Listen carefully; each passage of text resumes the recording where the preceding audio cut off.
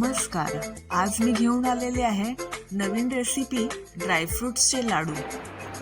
थंडीमध्ये खाण्यासाठी पौष्टिक असे ड्रायफ्रुट्स लाडू तुम्ही कधीही बनवू शकता.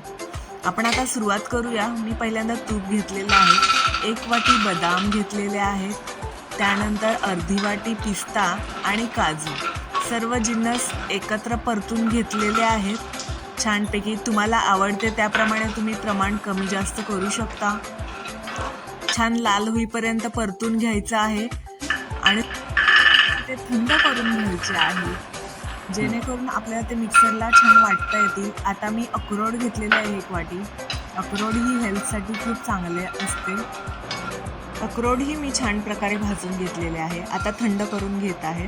आता मी खारीक टाकलेली आहे, बिया काढून छान मिक्सरला वाटून घेतलेली आहे आणि ती आता तुपात परतत आहे. खारीक आपल्या अंदाजाप्रमाणे घ्यायची आहे. आपल्याला जास्त आवडत असेल तर आपण जास्त घेऊ शकतो.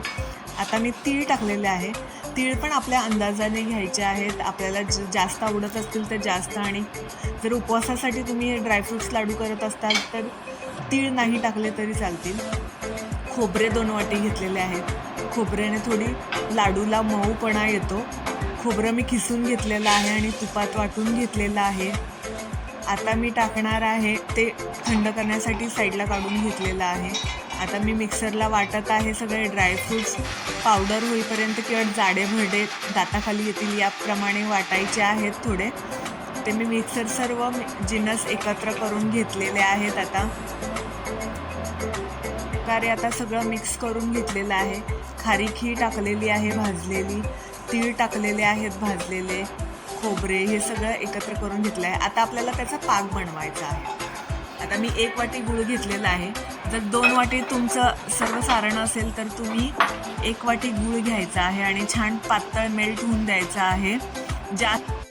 गूळ छान मेल्ट झालेला आहे, त्याला बुडबुडे यायला लागले आहेत. तर आपल्याला लगेच बुडबुडे यायला लागल्यावर ते सर्व मिश्रण त्यात टाकायचे आहे आणि छान परतून घ्यायचे आहे.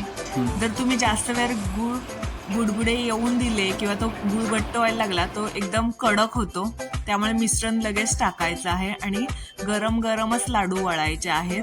अदरवाईज ते मिश्रण जर थंड झालं तर ते लाडू येणार नाहीत आणि पाक कडक होईल तुमचा.